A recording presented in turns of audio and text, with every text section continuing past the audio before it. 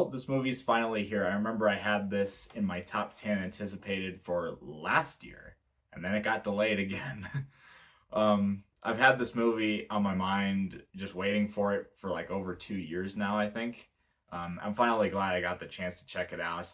Argylle is directed by Matthew Vaughn, and it tells the story of an author, played by Bryce Dallas Howard, who's famous for publishing a series of spy novels named Argylle. But one day she comes across a real spy played by Sam Rockwell, who takes her on this adventure when an evil organization discovers that her books appear to be able to predict real life. As I've mentioned before on this channel, I think Matthew Vaughn is a pretty underrated, overlooked director. He's actually one of my favorite filmmakers working today. X-Men First Class is not only one of my favorite comic book films, it's one of the only great prequels. And then, of course, over here you got the one and only Kingsman: The Secret Service, which kicked off a fantastic franchise in my opinion, but that first film especially was just an action classic. Just hearing that he was going to return to the spy action genre, that got me really excited. But if any of you guys saw the short, you guys know that I left the theater unfortunately pretty disappointed with this film.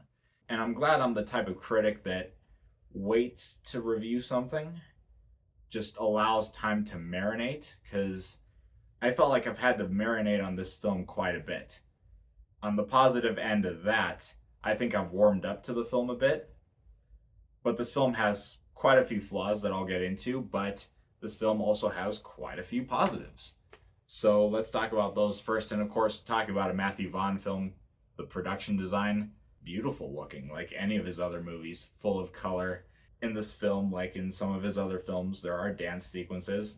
Those are expertly shot, as well as one of his trademarks being that he films action as if it were a dance, and you have that in there too. And just on that front, the visual style, the visual aesthetics, Matthew Vaughn did not let me down.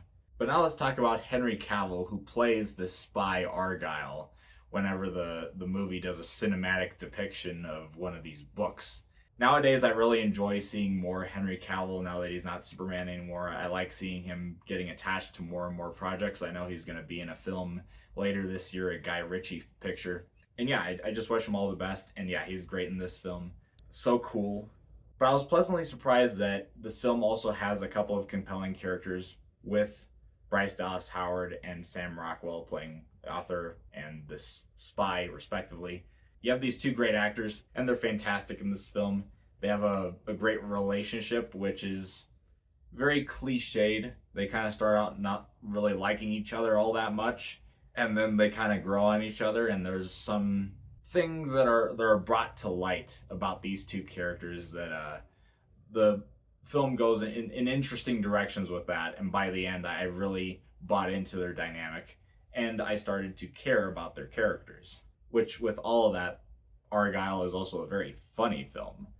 At some points, to my surprise, even though it shouldn't be, because Matthew Vaughn is a filmmaker with a good sense of humor, and he incorporates that into the action of his films, and that's the same thing here. But yeah, just some gut-busting stuff, which some of it I didn't expect, and it was a pleasant surprise.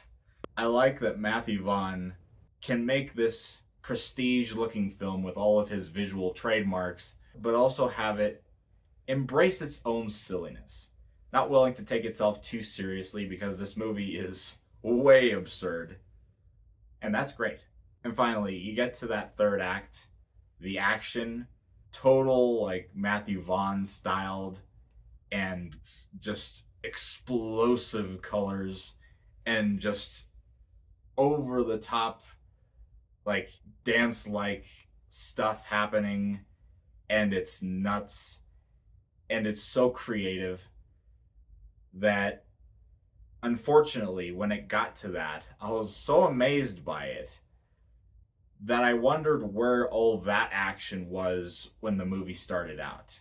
And that's one of my first issues, that the movie, its action towards the beginning is more basic, almost to the point where a lot of the stuff in the beginning of this film doesn't quite feel like a Matthew Vaughn film.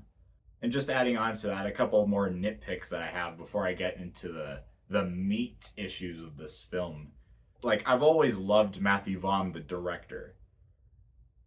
but I never knew how much I would miss Matthew Vaughn, the writer. And this film was the first time where I really missed that aspect of him, because this is one of two films that he's directed but not written. And I knew that going in, but I could definitely tell that when I was watching it. There's a lot of meta potential in this film. These novels are apparently mimicking something in real life.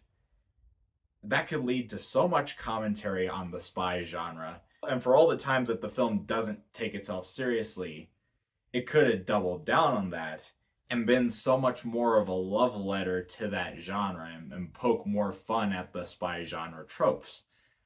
Kind of like what Kingsman: The Secret Service did. That movie, in a more subtle way, did it, but I felt like that film did a better job at it. And of course, that was one that Matthew Vaughn wrote. And I felt that was missing here, as well as the dialogue. Now, the dialogue in the Kingsman films especially, it always seems to pop. There's always something snazzy about it. And here, the dialogue was a definite step down from that. And just my overall gripe with the film is that I think the film would have benefited if it was co-written by Matthew Vaughn.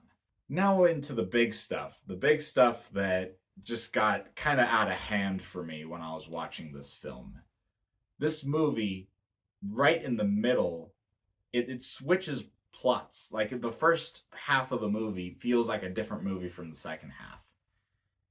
And it's weird because you get these two halves, and the first half is the more original, and the second half, unfortunately, is the more cliched spy film, where everything that made the first half so unique and possibly a breath of fresh air for the spy genre, even though it wasn't, the greatest thing ever, I still thought that first half was B grade Matthew Vaughn.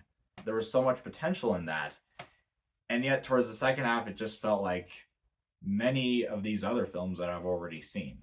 But then also, speaking of these plot twists, you get a major one that switches the first half to the second half, but then the film seems to want to keep doubling down on that and tripling down and every other number after that. One of my friends that was with me said that it just felt like a bombardment of plot twists. And I would go a step farther as to say that this plot is held together by the twists. It's a very weak plot that really can't stand on its own, and it feels like every so often, to keep your interest, the writer just kind of threw something surprising, just get a cheap shock out of you. And I mean, it makes the film more unpredictable, but at what cost? Well, I'll tell you what the cost is. The cost is a more compelling story, a more cohesive story. Getting towards the back end of this movie, the plot asks for so much of you to accept. So much craziness for you to just buy into. As much as I enjoy films that can go into lunacy, that can just are free to do whatever, this time it was too hard of a pill for me to swallow. I mean, the middle of this film was the worst aspect of this film alone. But I will say, once the film got past that, and it got to that third act, with all that incredible Matthew Vaughn signature action that I want to see, and the good conclusion to the relationship of these two main characters in Bryce Dallas Howard and Sam Rockwell, I thought this film did end on some form of a high. Overall, because the ending kind of redeemed it and I've had time to think about it, Argylle is still an enjoyable enough film, even though it's a film from one of my favorite directors that's pretty disappointing in some of the most surprising of reasons. I'm going to give Argylle a B-. Well, anyway, if you guys enjoyed that, make sure to subscribe, hit the bell if you like this content. Comment down below, have you seen Argylle? What did you think about this film? Or what do you think of any of other Matthew Vaughn's films? If you guys haven't noticed, I've done a best of 2023 video, and I've started doing some 2024 content outside of this. I reviewed the new Mean Girls, so go check out that review. And guys, as always, I'll catch you next time.